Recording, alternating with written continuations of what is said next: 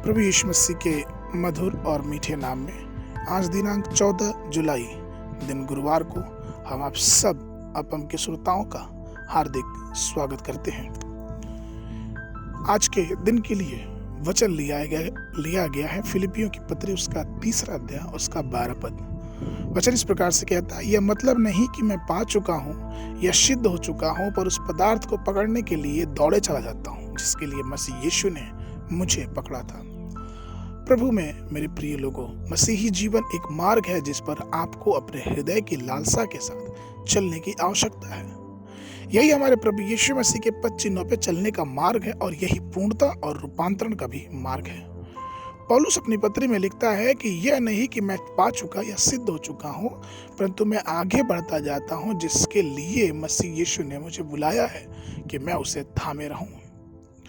पौलुस परमेश्वर का संत था जो तीसरे स्वर्ग तक उठा लिया गया था और जिसने अखतनीय शब्द सुने थे और नम्रता से उसने उस शब्द को स्वीकार भी किया था। ऐसा कुछ भी नहीं था जिससे हम यह कहकर घमंड कर सके कि हम पहले प्राप्त कर चुके हैं, या फिर ऐसी जो चीज हो जिसका हम दावा कर सके कि हमारे अलावा वो किसी का नहीं है। मसीही जीवन एक सतत चरण दर चरण प्राकृतिक या फिर यूं कहें कि दर चरण ये प्रक्रिया में बदलने वाला जीवन है।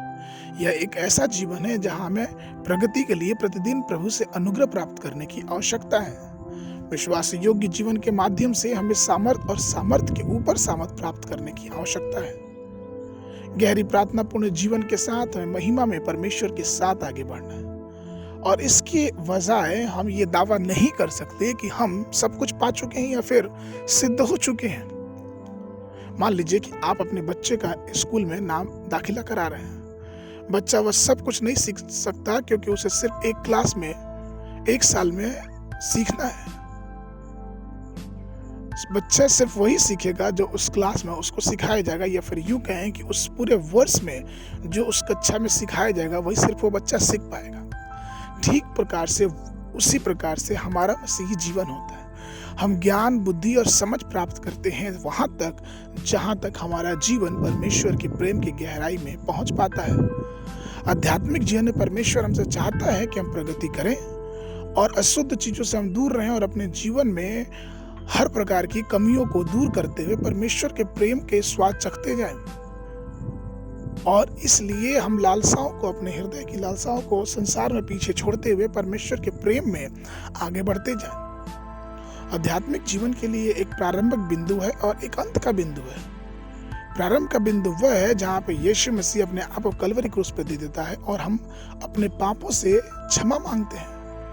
और अंतिम बिंदु यह है जहाँ पे हम अपने जीवन को प्रभु यीशु मसीह के छवि में परिपक्व पाते हैं, जहाँ पे हम ये पाते हैं कि हमने बपतिस्मा ले लिया, हमने दुष्टात्माओं से छुटकारा पा लिया और परमेश्वर के अभिषेक में प्रभु यीशु मसीह की छवि में हूबहू पाए जाते हैं। इसलिए परमेश्वर के प्रिय लोगों, आइए हम परमेश्वर की बातों को पूरे हृदय से माने, समझे और उसकी बातों में लगे रहें, क्योंकि वही परमेश्वर है जो हमें अपने अनुग्रह, अपने आशीष के हाथ के नीचे लेके और हमें आगे लेके चलता है। आज के मनन के लिए जो पद है वो लिया गया है इब्रानियों की पत्री उसका 6वां अध्याय उसका 1 पद। वचन कहता है, इसलिए आओ मसीह की शिक्षा की आरंभ की बातों को छोड़कर हम सिद्धता की ओर आगे बढ़ते जाएं और मरे हुए कामों से मन फिराने और परमेश्वर पर विश्वास करने में बढ़ते जाएं। बाइबल अध्ययन के लिए सुबह के समय भजन संहिता की पुस्तक उसका 10, 11 और 12 अध्याय, संध्या के समय प्रेरितों के काम उसका 19 अध्याय 1 पद से लेकर 20 पद तक। परमेश्वर आप सबको आशीष देवे।